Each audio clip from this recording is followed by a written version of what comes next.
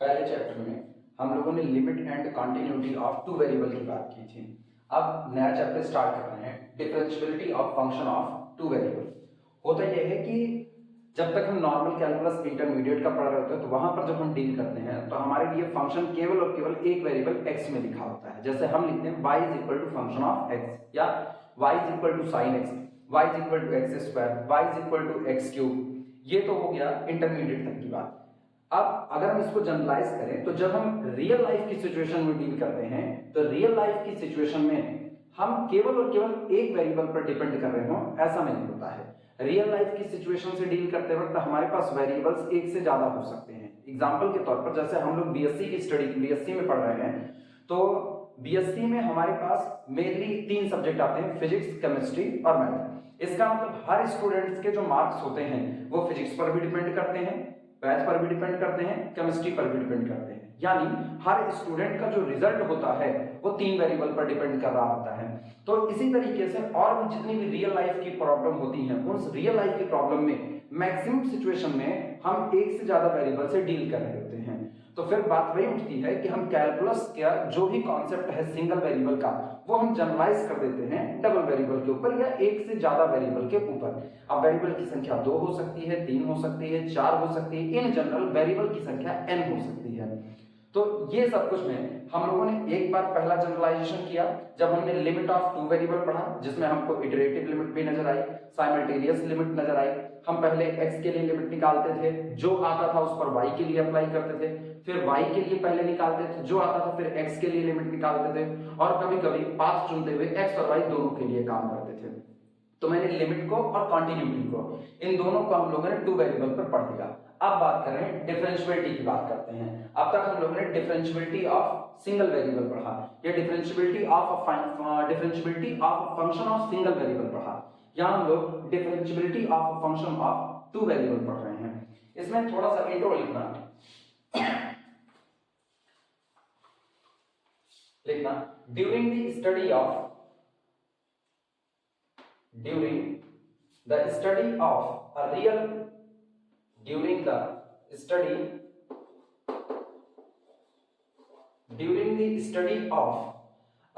world phenomenon during the study of a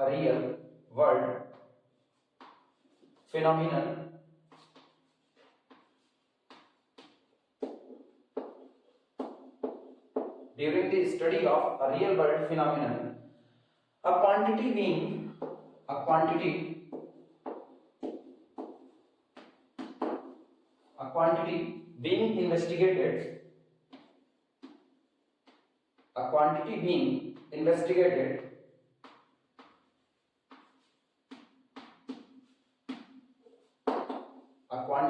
investigated usually depend on depends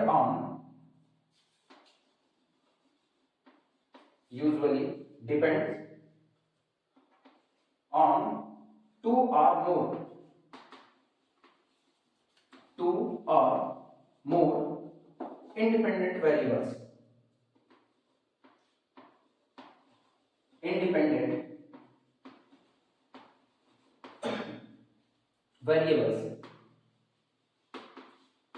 जो बात अभी मैंने कही उसी बात को हम लोगों ने लिखा है।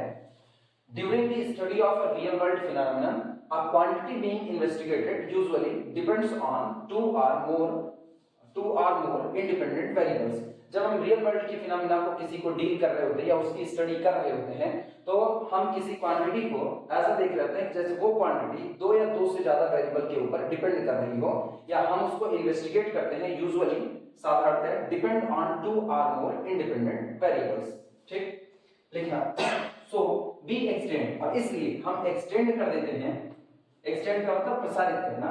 सो B extends the basic idea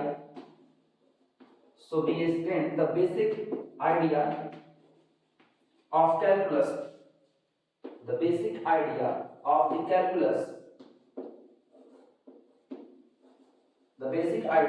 calculus of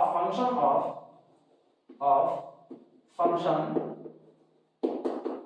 function of a single variable, function of a single variable, of a single variable to the function of several variable, to the function of several variable,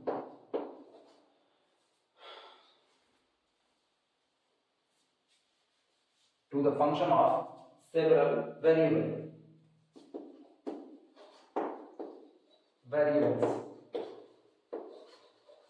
हम single variable का जो कुछ भी लिखा गया सो भी extend, इसलिए हम एक्सटेंड कर देते हैं the basic idea of the calculus, calculus का जो बेसिक आइडिया है उसका एक्सटेंशन करते हैं of the function of a single variable to the function of several variable. Single variable के फंक्शन के लिए जो कुछ भी कैलकुलस का आइडिया हमारे पास मौजूद है हम उसी आइडिया को डेवलप कर देते हैं किसके लिए, सेवरल वेरिएबल के लिए। बहुत छोटा सा इंट्रो है, बस केवल नाम मात्र भर का। इसके बाद हेडिंग डालना function of an independent variables, function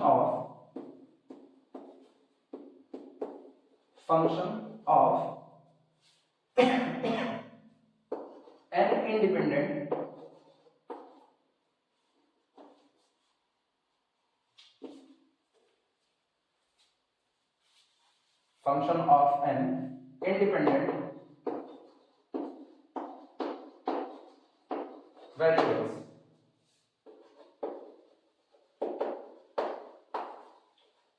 function of an independent variable, an independent variable का फंक्शन।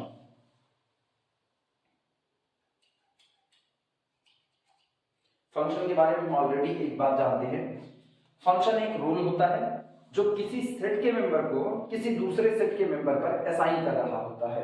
नॉर्मली हम लोग फंक्शन की डेफिनेशन ये जानते हैं कि हमारे पास एक सेट होता है जिसको हम डोमेन कहते हैं, दूसरा सेट होता है जिसको हम कोडोमेन कहते हैं, और फंक्शन इन दोनों सेट के बीच में एक रूल होता है जो आपके पहले सेट के किसी एक मेंबर को या पहले सेट के किसी भी मेंबर को दूसरे सेट में केवल और केवल किसी एक ही मेंबर पर असाइन करता है।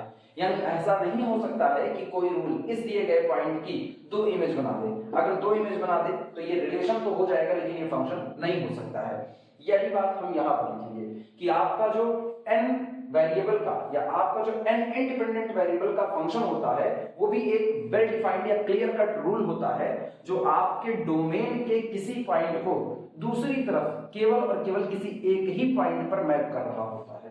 लिखना इसमें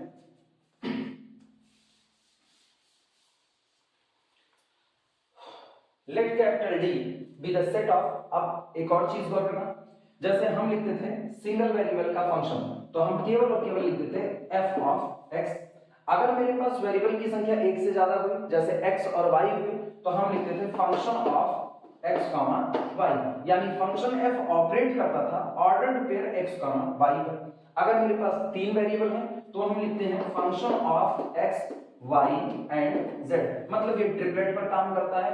तो ऑब्वियस सी बात है कि अगर हम ये डेफिनेशन लिखने चल रहे हैं n इंडिपेंडेंट वेरिएबल के लिए तो हमारा function total n independent variable को कंटेन करता है। इसका मतलब फंक्शन ऑपरेट करेगा n टपल के ऊपर। एक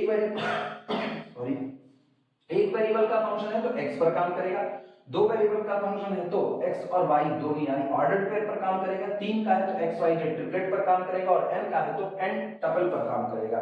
इसी बात को लिखते हैं। डेफिनेशन समझना इस चीज को लिखने से पहले,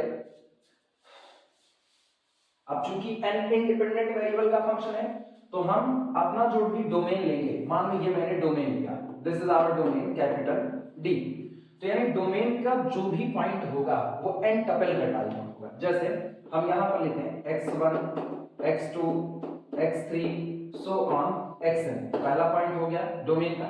डोमेन का दूसरा मेंबर ले लेते हैं y1, y2, y3 up to so on yn। इस तरह डोमेन का अगला मेंबर ले लेते हैं z1, z2, z3 so on z। ये तो हो गया डोमेन। और चूंकि फंक्शन रियल वैल्यूड का है, चूंकि हम रियल में पढ़ रहे हैं तो सारा फंक्शन हम रियल वैल्यू मानेंगे। तो इसका मतलब जब आपका फंक्शन इनकी इमेज बनाएगा तो इस n टपल की इमेज वो कोई ना कोई रियल नंबर बना रहा होगा। तो यानी जब आपका फंक्शन इसको मैप करेगा, मान लो ये आपका सेट हो गया, रियल नंबर का सेट हो गया कैपिटल आर का, तो इसका मतलब आपका फंक्शन f इस पॉइंट पर ऑपरेट करेगा और यहां पर इसके लिए किसी एक रियल नंबर को असाइन करेगा। उस रियल नंबर को हम कह देते हैं r1 या हम उस रियल नंबर को z भी कह सकते हैं, z1 कह सकते हैं। जैसे मैंने इस रियल नंबर को मान लो z1 कह दिया, z1।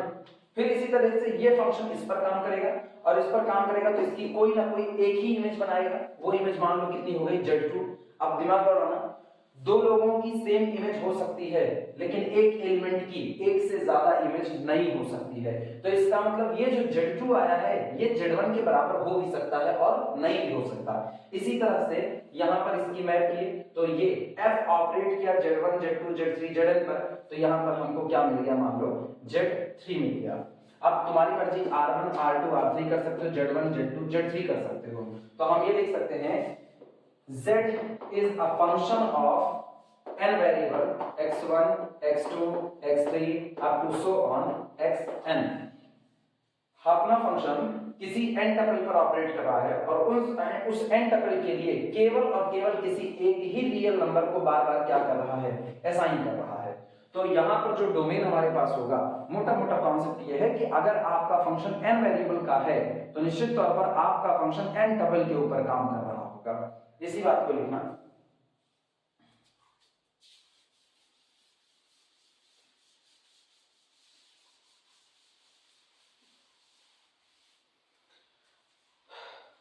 let capital D be the set of माना कैपिटल D सेट है, be the set of n tuple of real numbers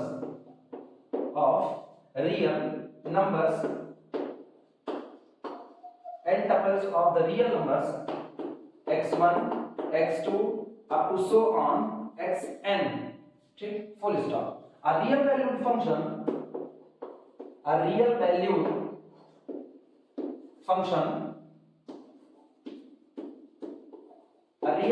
function f जो कि काम करेगा on our domain capital D। हम D को मान रहे हैं, D हमारा n टपल के जो रियल नंबर बन रहे हैं उनका एक कलेक्शन है, n टपल्स का कलेक्शन है। कोई रियल वैल्यूड फंक्शन इसी डोमेन D पर काम करता है। a real valued function f on the domain D is a rule, ये एक नियम होता है, is a rule that assign जो नियुक्त करता है, that assigns a unique real number, that assign a unique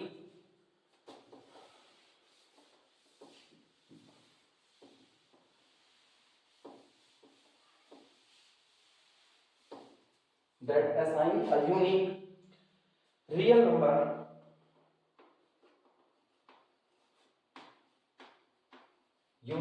number z is equal to f operate किया x1 x2 x3 up to so on xn। इस n टपल पर function ने operate किया और यहां पर इसको एक रियल नंबर असाइन कर दिया z। कहां पर, और ये किसके लिए कर रहा है, आपके डोमेन में मौजूद हर पॉइंट के लिए। ये याद रखना, अगर डोमेन का एक भी पॉइंट की इमेज बनने से रह गई तो आपका फंक्शन नहीं है, क्योंकि फंक्शन आपके डोमेन के हर पॉइंट पर काम कर रहा होता है। इसीलिए यहां पर आगे वर्डिंग जोड़ दी जाती है, to each element of the D। आपके डोमेन में मौजूद हर एलिमेंट के लिए ये बात होनी चाहिए कि डोमेन में मौजूद हर एलिमेंट पर फंक्शन काम करेगा और उसकी एक इमेज बनाएगा ही बनाएगा। लिखना, to each element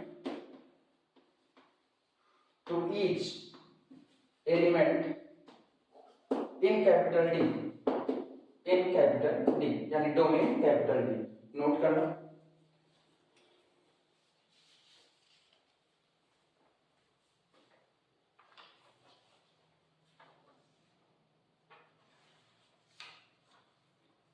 double star करके लिखना। चूंकि हमको टू वेरिएबल के लिए में बेसिकली बात करनी है, तो हम लोग अब इस पूरी थ्योरी को टू वेरिएबल के लिए करते हैं। लिखना लेट माना z is equal to function of x y, ऐसा आपको दिया जाता है कि z दो वेरिएबल x और y का फंक्शन है। तो इसका मतलब ये हुआ कि जब आप x y पर फंक्शन काम करेगा तो वो कैसी वैल्यू देगा, एक यूनिक वैल्यू देगा आपका। Let z is equal to function of x y possesses, ये रखता है possesses one definite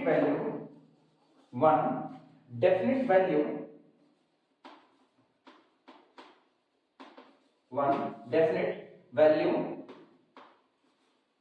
for each pair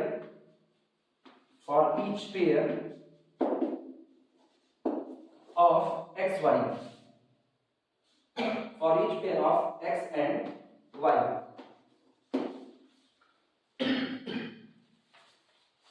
माना z जो कि फंक्शन है दो वेरिएबल x और y का, वो रखता है एक डेफिनेट वैल्यू रखता है x और y की किसी भी पेयर के लिए। जैसे एग्जांपल के तौर पर हम ये मान लेते हैं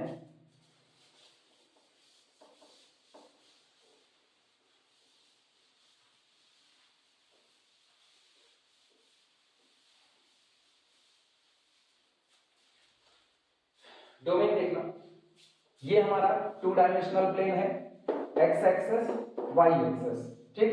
इसमें हम ये पॉजिटिव क्वाड्रेंट में कोई एक हिस्सा निकाल लेते हैं मान लो, और जो हिस्सा हमने निकाला ये हमारा डोमेन D हो गया।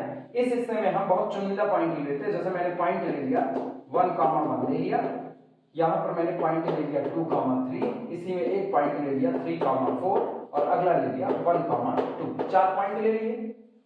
रूल हम ले लेते हैं कि जब f ऑपरेट करेगा x, y पर तो कुछ और नहीं करता, इमेज में वो x प्लस y कर देता है। तो इसका मतलब ये आपकी रियल नंबर की लाइन है। अब इमेज देखना कैसे बनेगी।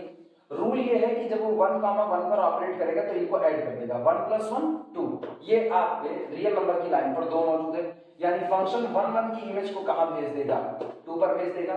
इसी तरह जब आपका फंक्शन 2 3 पर ऑपरेट करेगा तो इसकी इमेज को कहां भेज देगा, 5 पर भेज देगा। 3 4 पर करेगा तो इसकी इमेज को 4 3 7 यहां कहीं आगे भेज देगा, मान लो इसकी इमेज को 7 पर भेज देगा, और इसी तरह 2 1 इसकी इमेज को यहां 3 पर भेज देगा। अब गौर करो फंक्शन बारी बारी 1 बाय 1 डोमेन के हर पॉइंट पर काम कर रहा है और हर पॉइंट के लिए केवल और केवल एक वैल्यू दे रहा है, यूनिक वैल्यू। ऐसा हो सकता है जैसे अब अगर हम इसी डोमेन में पॉइंट 2 3 रखे हैं, हम इसी में पॉइंट 3,2 रख लें तो दो पॉइंट की सेम इमेज बन जाएगी, क्योंकि दोनों को जोड़ेगा, चाहे आप 2 + 3 कीजिए तब भी 5 आएगा, आप 3 + 2 कीजिए तब भी 5 आएगा। तो यानी इन दोनों की इमेज वो किस पर भेजेगा, 5 पर।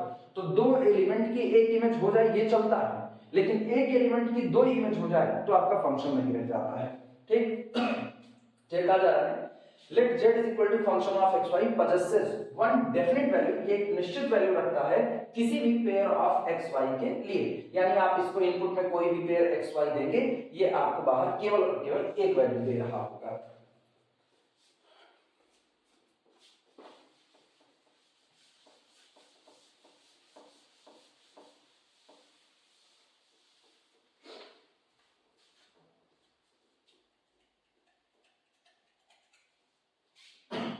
फिर लाइन चेंज करके लिखना, मोरओवर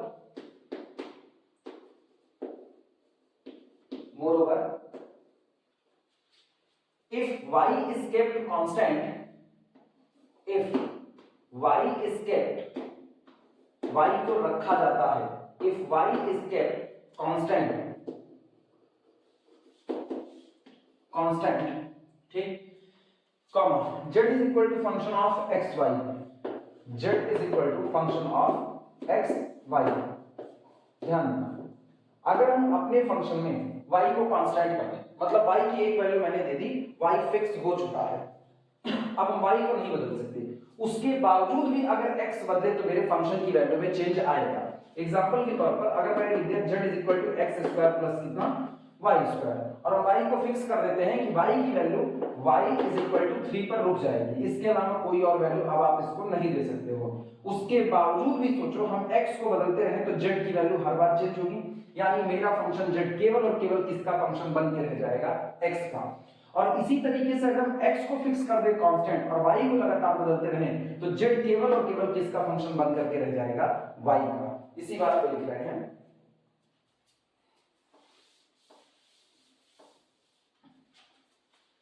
लिखा गया है moreover if y is kept constant z is equal to f of xy varies, ये बदलता रहेगा, वेरीज बदलता है, because of x,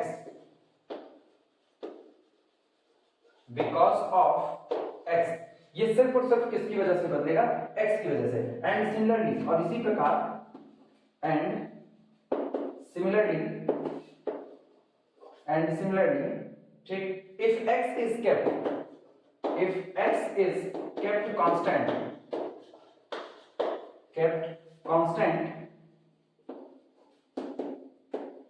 if x is kept constant, z varies because of y, तब ये केवल और केवल किसकी वजह से बदलेगा, y की वजह से बदल रहा होगा।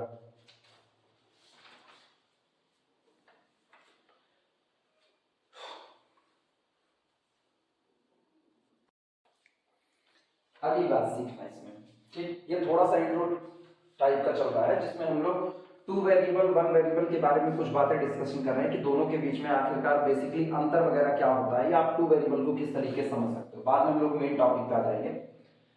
अगली बात समझना, जैसे जब हम सिंगल वेरिएबल में बात कर रहे होते हैं तो सिंगल वेरिएबल में हमारा डोमेन केवल और केवल स्ट्रेट लाइन का एक टुकड़ा भर होता है। हम किसी स्ट्रेट लाइन के एक टुकड़े को काट लेते हैं, वो हमारे लिए डोमेन बन जाता है। एग्जाम्पल के तौर पर जैसे जब हम लिखते हैं f ऑपरेटेड ऑन x या y is equal to function of x, तो y is equal to function of x लिखा। अब गौर करो डोमेन इनपुट का, इनपुट आपका x हुआ, इनपुट आपका कहां से, डोमेन से आता है।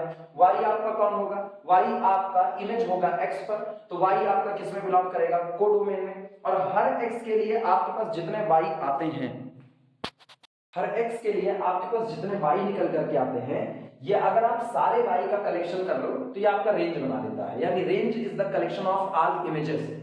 अब अगर मान लो मैंने यहाँ पर एक ग्राफ खींच लिया, मान लो ये ग्राफ हो गया, और हम सिंगल वेरिएबल में बात कर रहे हैं, तो इनपुट हमारा कहां से आएगा, इनपुट हमारा x एक्सिस से आएगा। और इनपुट अगर x एक्सिस से आएगा तो मान लो मैंने डिफाइन किया a से लेकर के और b तक के बीच में, तो आप जितना भी इनपुट आप दे रहे हो वो आप केवल केवल एक लाइन के ऊपर के पॉइंट दे रहे हो। यानी कहने का मतलब ये हुआ कि जब आप सिंगल वेरिएबल के फंक्शन को डील कर रहे होते हो तो आपका जो इनपुट होता है या आपका जो डोमेन होता है वो आपका एक रियल नंबर लाइन का टुकड़ा भरा होता है। और जब यही आप टू वेरिएबल में डील कर रहे होते हो तो वो रियल नंबर की लाइन का टुकड़ा नहीं बल्कि आपके किसी प्लेन का टुकड़ा होता है। देखना, अब टू वेरिएबल पे डीलिंग देखना, जब हम टू वेरिएबल पे डील कर रहे होते हैं तो ये हमारे पास y एक्सिस, ये हमारे पास x एक्सिस, x और y, और हम यहां से कोई पॉइंट उठाते हैं, ये पॉइंट उठाया मैंने, ये पॉइंट, ये पॉइंट, ये पॉइंट। अब ये जितने पॉइंट हम उठा रहे हैं ये ordered pair x, y type में होंगे, तो ये कहां से आएंगे। अब मेरे लिए जो डोमेन होगा वो किसी प्लेन का पोर्शन होगा। और जबकि यही जब सिंगल वेरिएबल में बात करें तो सिंगल वेरिएबल में जो मेरा डोमेन हो रहा था वो एक रियल नंबर की लाइन का टुकड़ा हो रहा था। टू वेरिएबल में ये किसी प्लेन का टुकड़ा हो गया। थ्री वेरिएबल की बात करें तो वो स्पेस का एक पार्ट हो जाता है। तो कहा जाता है in single variable case our domain is a part of real number, our domain is a part of a straight line. In two variable case our domain is a part of a plane. In three dimensional case, in three variable case our domain is a part of a space. आप space के किसी एक टुकड़े को लेते हो, वहां पर आप x कोऑर्डिनेट भी होता है यानी लंबाई होती है, y कोऑर्डिनेट चौड़ाई होती है और z कोऑर्डिनेट आपके पास ऊंचाई होती है। इसी बात को लिखना।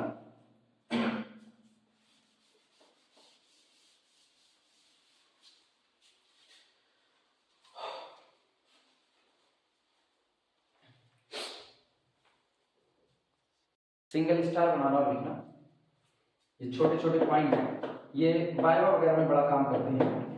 लिखना इसमें for function of one variable, for function of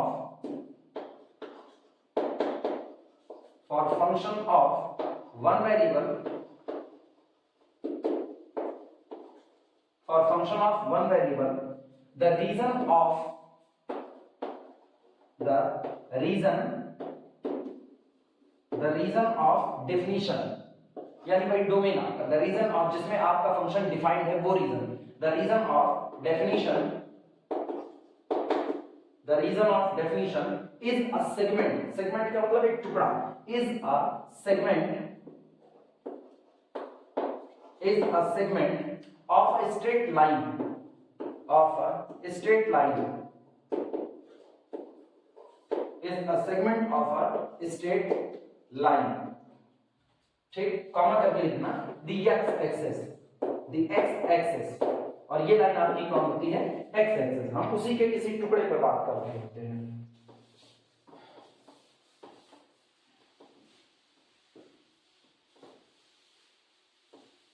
अगला पॉइंट लिखना, फिर स्टार बना करके, for the function of two variables,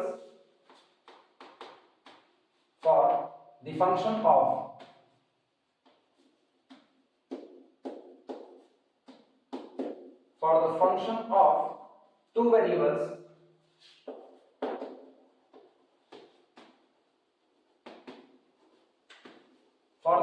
of two variables, ठीक, the reason of definition,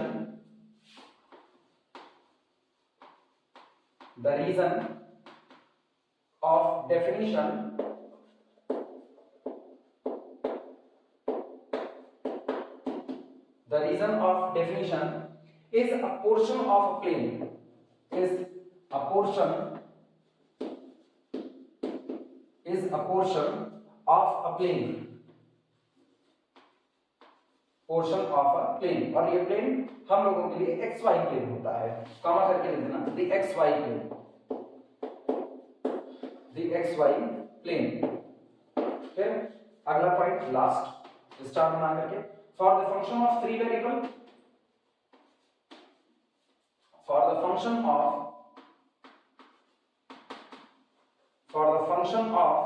three variables,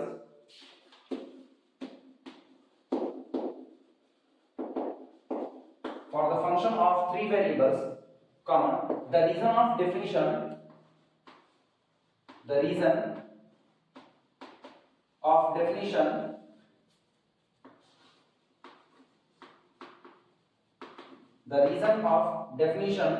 is a portion of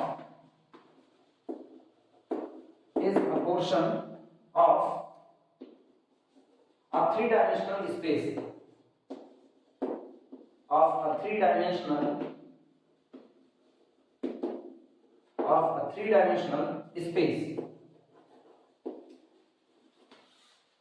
ये हल्का फुल्का एक छोटा सा इंट्रो टाइप का हो गया है टू वेरिएबल और सिंगल वेरिएबल पर। अब इसके बाद हेडिंग आना पार्शियल डेरिवेटिव ऑफ जेड, ये पूरा कंप्लीट कर लो तो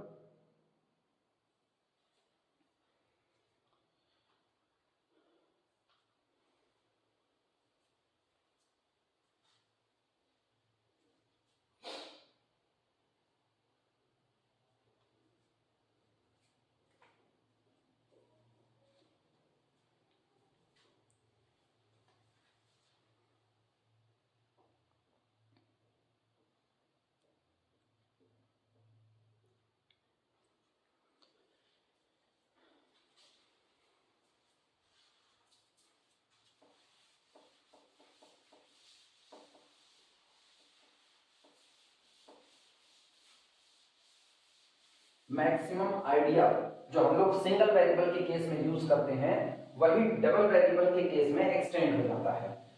तो काम करने का तरीका लगभग वही रहता है, बस थोड़े से कॉन्सेप्ट का फर्क आता है। जैसे अब हम डेरिवेटिव की बात करने चल रहे हैं, जब आप सिंगल वेरिएबल के फंक्शन को डील करते हो तो सिंगल वेरिएबल के फंक्शन में अगर कोई भी फंक्शन बदल रहा है तो केवल और केवल एक ही वेरिएबल की वजह से बदलेगा। एग्जाम्पल के तौर पर अगर किसी क्लास में कोई एक ही टीचर पढ़ा रहा है तो उस क्लास में जो भी कोर्स का वेरिएशन होगा वो केवल और केवल एक ही टीचर के रिस्पेक्ट में होगा, यानी जो भी बदलाव आप नापोगे वो केवल और केवल एक ही आदमी के रिस्पेक्ट में नापोगे। कोर्स खत्म हुआ तो केवल एक की वजह से खत्म हुआ, नहीं खत्म हुआ तो भी एक को ही ब्लेम किया जाएगा कि उसी की वजह से नहीं खत्म हुआ। लेकिन अगर आपके पास फिजिक्स केमिस्ट्री में 3 सब्जेक्ट हैं तो ऑब्वियस सी बात है अब आपका कोर्स जो वेरी करेगा वो तीनों टीचर के ऊपर डिपेंड करेगा। एक ने खत्म कर दिया दूसरे ने नहीं किया तब भी आपका कोर्स बकाया माना जाएगा। दो ने खत्म कर दिया, एक ने नहीं किया, तब पर भी वो बकाया माना जाएगा। लेकिन अब पर्टिकुलर एक से एक पर बात हो रही है, तो इसीलिए कहा जाता है यहाँ पर कि जब आप डबल वेरिएबल के केस में या सिंगल वेरिएबल से ज्यादा के केस में आते हो, 2 या 3 वेरिएबल या 4 वेरिएबल होते हैं, तो आपका जो वेरिएशन होता है वो वेरिएशन किसी एक के नहीं बल्कि एक से ज्यादा लोगों के रिस्पेक्ट में होता है। तो आप यहाँ पर बात टोटल की नहीं बल्कि किसकी करते हो, पार्शियल की करते हो। जब हमारा फंक्शन होता है y is equal to only function of x, तब ऐसे में हम y में होने वाला वेरिएशन x के रिस्पेक्ट में जब निकालते हैं तो हम टोटल डेरिवेटिव निकालते हैं dy dx, यानी y का डिफरेंशिएशन केवल और केवल किसके रिस्पेक्ट में, x के रिस्पेक्ट में। तो ये डेरिवेशन आप टोटल करते हो। लेकिन अगर आपका फंक्शन दो लोगों पर डिपेंड करता है, x पर और y पर, तो आपका फंक्शन x के लिए भी बदलेगा और आपका फंक्शन y के लिए, यानी फंक्शन f को बदलने के लिए दोनों बारी बारी जिम्मेदार होंगे। तब f का वेरिएशन अगर देखा जाए तो f का वेरिएशन x के लिए भी होगा और y के लिए। तो यहाँ पर अब टोटल डिफरेंशिएशन ना होकर के बल्कि कैसा होगा, पार्शियल, और यहाँ पर लिखा जाता है del f del x, यानी टोटल d की जगह पर हम लोग पार्शियल del का इस्तेमाल कर रहे होते हैं, और del f del y, यानी f का डिफरेंशिएशन x के रिस्पेक्ट में पार्शियल, f का डिफरेंशिएशन y के रिस्पेक्ट में पार्शियल। और जितनी देर हम x के रिस्पेक्ट में डिफरेंशिएट कर रहे होते हैं y को कांस्टेंट बना लेते हैं, जितनी देर y के रिस्पेक्ट में डिफरेंशिएशन किया जाता है x को कांस्टेंट के तरीके से ट्रीट किया जाता है। डिफरेंशियल में कोई बदलाव नहीं। अगर तुमको बाय फर्स्ट प्रिंसिपल डेरिवेटिव का फार्मूला याद हो तो हम लोग लिखते थे dy dx is nothing, it is a limit, dy dx is equal to limit when h approaches to 0, बदला हुआ function f of x plus h minus पुराना फंक्शन f of x और डिवाइडेड बाय आर्गुमेंट में हुआ बदलाव small h। ये हम लोग ऑलरेडी इंटर में इस डेफिनेशन को सीखा गया था कि अगर किसी फंक्शन में आपको चेंज निकालना है, y में होने वाला वेरिएशन x के रिस्पेक्ट में, इसको instantaneous rate of change of variable बोलते हैं। तो dy dx आपका जो होगा वो होगा लिमिट व्हेन आर्गुमेंट x में जो बदलाव हो रहा है बहुत माइन्यूट सा, h अप्रोचेस टू 0, तो बदला हुआ function f of x plus h minus पुराना function f of x divided by h, ये आपका होता था dy dx। सेम इसी बेसिस के आधार पर हम लोग डिफाइन कर लेते हैं पार्शियल डेरिवेटिव को। यानी अब अगर कोई मुझसे कहे del f del x क्या होगा, तो हम लिखेंगे del f del x is equal to nothing, it is a limit h approaches to 0, ठीक, बदला हुआ फंक्शन। लेकिन अब गौर करना, जितनी देर तक x के रिस्पेक्ट में वेरिएशन हो रहा है उतनी देर तक आपका y कांस्टेंट रहेगा। और अब हमारा फंक्शन सिंगल वेरिएबल का नहीं है कि केवल x के लिए लिख के बात खत्म हो। अब ये है f is the function of x, y, और हम जानते हैं कि वेरिएशन x के लिए निकल रहा है, इसलिए y हमेशा क्या बना रहेगा, कांस्टेंट, y में कोई बदलाव नहीं होगा। तो यानी नया बदला हुआ फंक्शन, बदले हुए फंक्शन में वेरिएशन x के लिए है तो x plus h, y as usual minus पुराना फंक्शन था f ऑफ x, y। गौर करना, x में तो बदलाव है x प्लस h और x, लेकिन y में कोई बदलाव नहीं है, और डिवाइडेड बाय आर्गुमेंट में हुआ बदलाव स्मॉल h। ये आपका होता है f का x के रिस्पेक्ट में पार्शियल डेरिवेटिव। इसी तरीके से अगर हमको f में होने वाला वेरिएशन y के रिस्पेक्ट में निकालना हो तो लिखेंगे del f del y is equal to limit argument y में होने वाला बदलाव k अप्रोचेस टू 0, बदला हुआ फंक्शन। लेकिन अब याद रखना, चूंकि y के लिए डिफरेंशिएट कर रहे हैं इसलिए x कांस्टेंट बना रहेगा, तो बदला हुआ फंक्शन माइनस पुराना फंक्शन डिवाइडेड बाय आर्गुमेंट में हुआ बदलाव k। लेकिन फंक्शन बदलेगा किसके लिए, x के लिए तो बदलेगा नहीं, ये फंक्शन बदलेगा y के लिए, तो यहां पर x, यहां पर x। अब देखना, नया फंक्शन y प्लस k, तो बदला हुआ function at x, y plus k, पुराना फंक्शन f ऑफ x और डिवाइडेड बाय आर्गुमेंट में हुआ बदलाव। ये होता है फंक्शन f का x के लिए और y के लिए पार्शियल डेरिवेटिव। लिखना, हेडिंग डालना,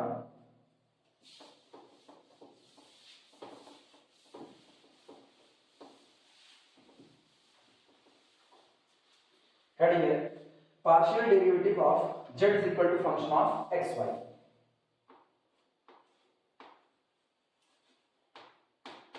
partial derivative of z is equal to function of x Y dash, इसमें लिखना है डेल एफ डेल एक्स, सीधे सीधे del F del X is equal to limit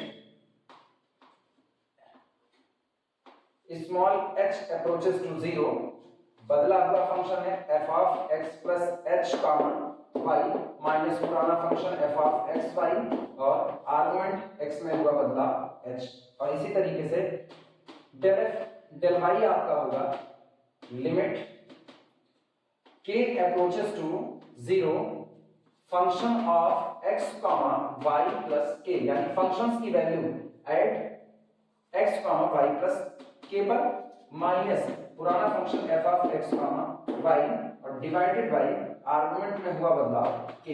note करना, ये दोनों x और y के लिए पार्शियल डेरिवेटिव कहलाते हैं, लेकिन ये याद रखना ये तभी होगा जब ये लिमिट एग्जिस्ट करे। ये लिमिट हमेशा एग्जिस्ट करे इसकी कोई गारंटी नहीं है, तो यहां लिख देना आगे when this limit exist, when this limit exist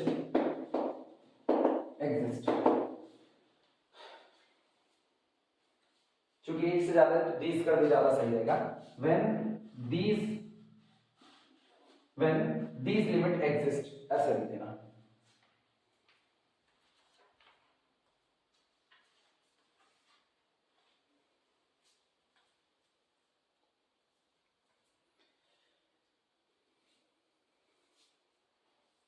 अब अगर कोई हमसे कहे कि आप किसी डेरिवेटिव की वैल्यू निकालिए लेकिन पर्टिकुलर किसी पॉइंट पर निकालिए, जैसे हम लोग पुराने काम में हम लोग ये करते आए हैं, इंटर में भी बीएससी में भी हम लोग शुरुआत में भी ये काम किए हुए हैं, फर्स्ट सेमेस्टर में कैलकुलस में डेरिवेटिव निकालते थे डी बाई डी एक्स और उसकी वैल्यू पर्टिकुलर किसी पॉइंट पर निकाल लेते थे।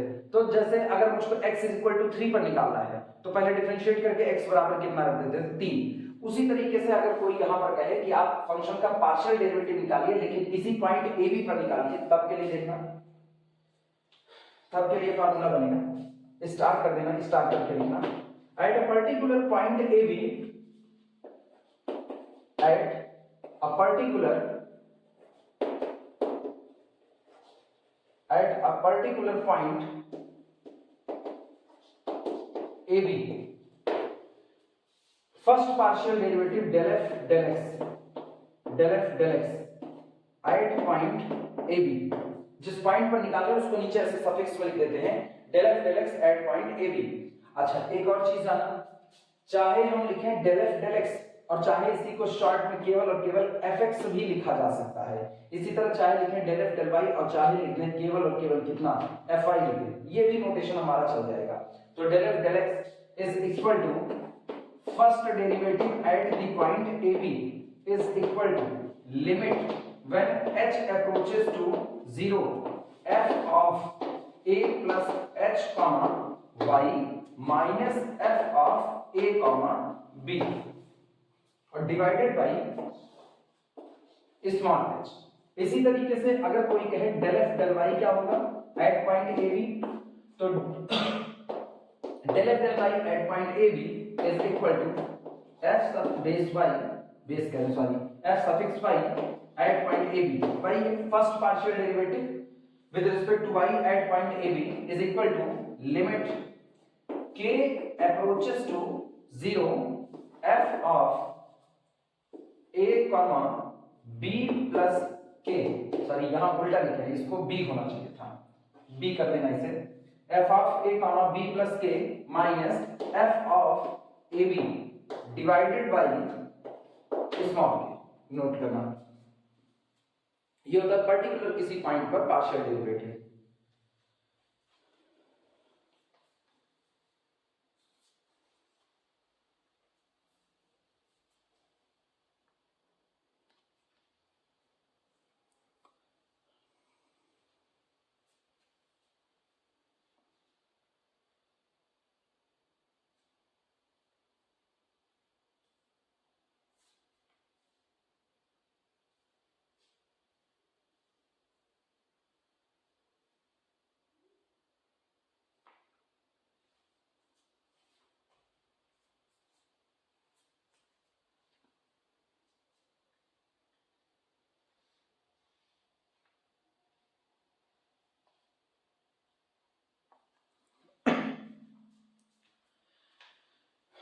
अब एक बात सुनना,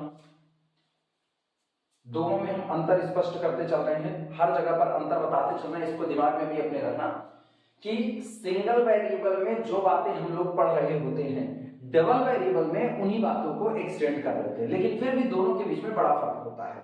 जैसे एक फर्क और देखना आप यहाँ पर, जब हम सिंगल वेरिएबल की बात करते हैं y is equal to function of x की, वहां पर हम कहते हैं अगर मेरे पास डेरिवेटिव आ गया dy dx एग्जिस्ट कर गया तो हम कहते हैं फंक्शन मेरा कॉन्टिन्यूअस रहा, यानी डिफरेंशियबिलिटी अपने साथ कंटिन्यूटी को लेकर के आती है। यहां भी डिफरेंशियबिलिटी अपने साथ कंटिन्यूटी को लेकर के आएगी, लेकिन अब दोनों के बीच का फर्क है, वहां अगर मेरे पास डेरिवेटिव आ जाता था तो हम कहते थे डेरिवेटिव का आना सफिशिएंट है ये कह देने के लिए कि आपका फंक्शन कॉन्टिन्यूअस होगा।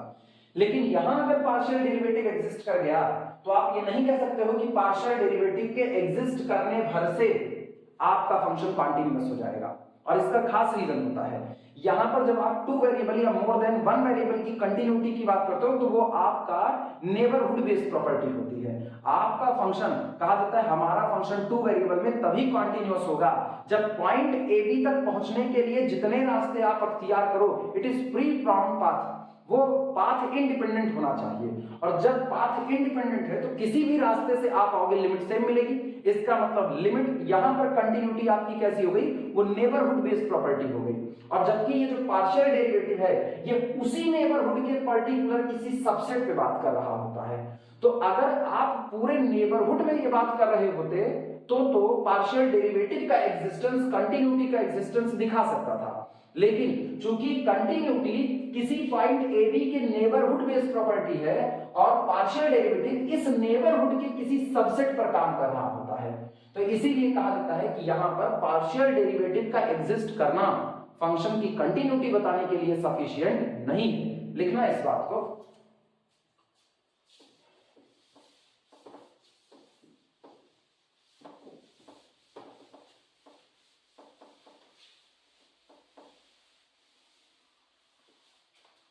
हेडिंग डाल देना partial derivatives and continuity of F of X Y. Heading है partial derivative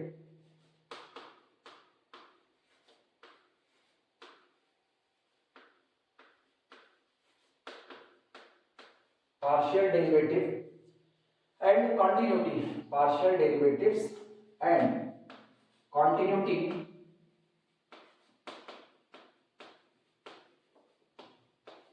continuity of function of X Y. Two variable function की कंटिन्यूटी और पार्शियल डेरिवेटिव इसमें लिखना। Unlike the case for function of one real variable, unlike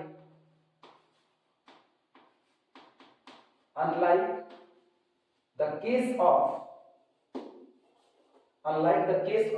या case for कर देना, unlike the case for function of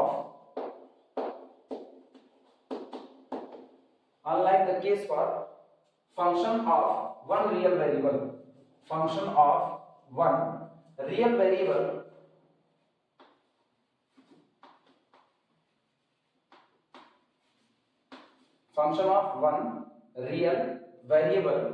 the only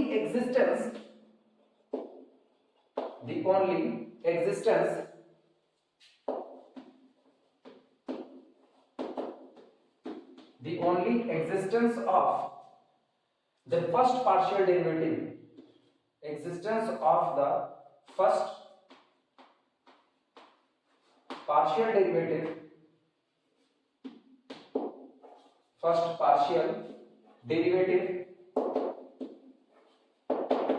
only first partial derivatives at a point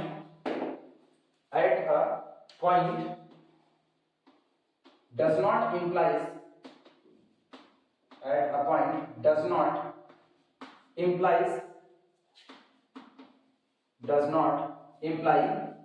the existence of या does not imply continuity,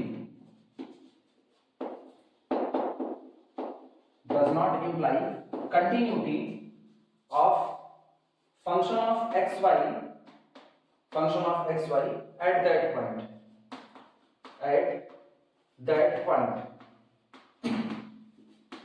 कहा गया है unlike the case of function of one real variable, one real variable का आपका जो function होता है किसी जो एक ही वेरिएबल पर डिपेंड कर रहा है उसकी तरह, the only existence of first partial derivative, ये उसकी तरह बिल्कुल नहीं है कि आपके पास फर्स्ट ऑर्डर का पार्शियल डेरिवेटिव मौजूद हो जाए, यानी आपके पास del f del x आ जाए, आपके पास del f del y आ जाए और आप गारंटी दे दो कि आपका फंक्शन कॉन्टिन्यूअस है, ऐसा होने वाला नहीं है।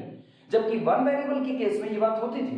वन वेरिएबल के केस में अगर मेरे पास dy dx एग्जिस्ट कर जाता था तो हम कह देते थे कि मेरा फंक्शन कॉन्टिन्यूअस होगा, जबकि यहां पर ये बातें नहीं कह सकते हैं। Unlike the case of function of one real variable, the only existence of first partial derivative at a point does not imply, ये आपको बिल्कुल इंप्लाई नहीं करता है continuity of our function at that point, कि उस फंक्शन उस point पर हमारा फंक्शन कॉन्टिन्यूअस हुआ होगा।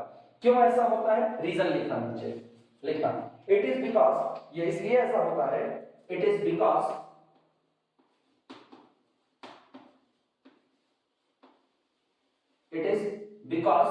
of the fact, इस तथ्य की वजह से, it is because of the fact that while the continuity at a point, that while the continuity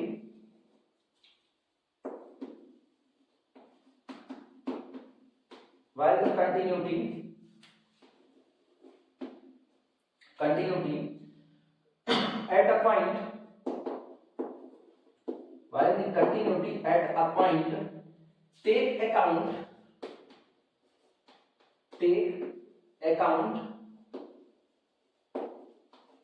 account of the functional value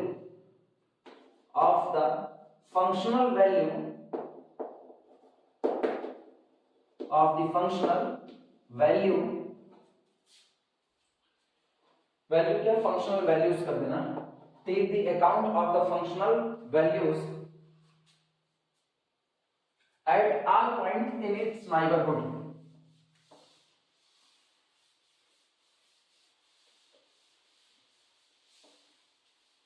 functional values at all point in its neighborhood, at all points in its neighborhood, comma लगाना, अभी full stop नहीं लगाना।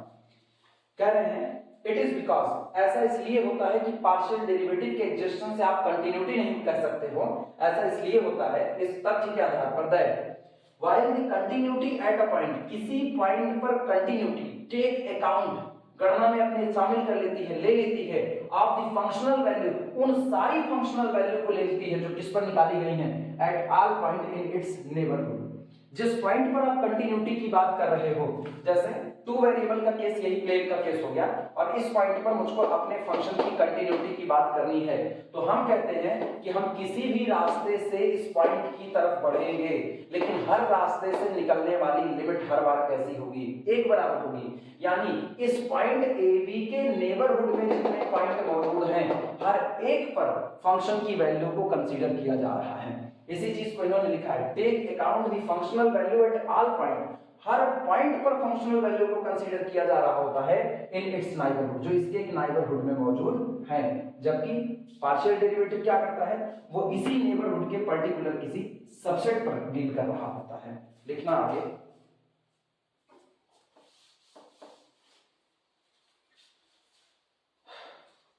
The partial derivative take account, comma करके लिखना, the partial derivative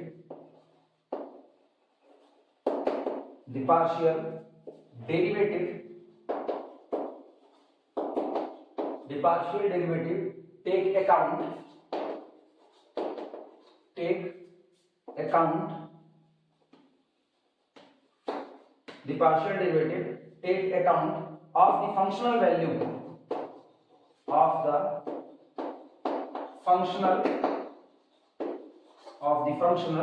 values, ठीक, in only a portion या proper subset, in only a proper subset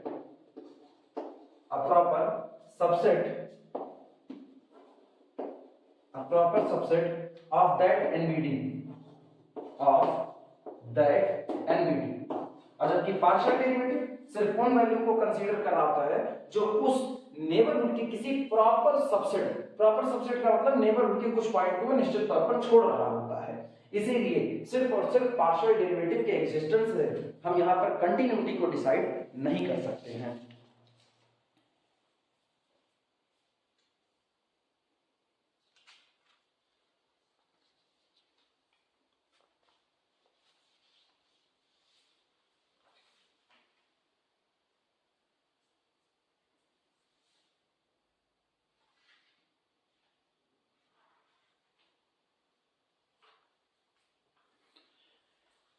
ये lecture इसी पर रोकते हैं, फिर बाकी बातें अभी इसमें और चर्चा करेंगे हम लोग, वो अगले वाले लेक्चर में करते हैं। फिर अगले ही लेक्चर में इसके कुछ न्यूमेरिकल उठाए जाते हैं जिसमें हम लोग पार्शियल डेरिवेटिव को कैलकुलेट करके देखेंगे, पार्शियल डेरिवेटिव पर्टिकुलर किसी पॉइंट पर निकाला कैसे जाता है।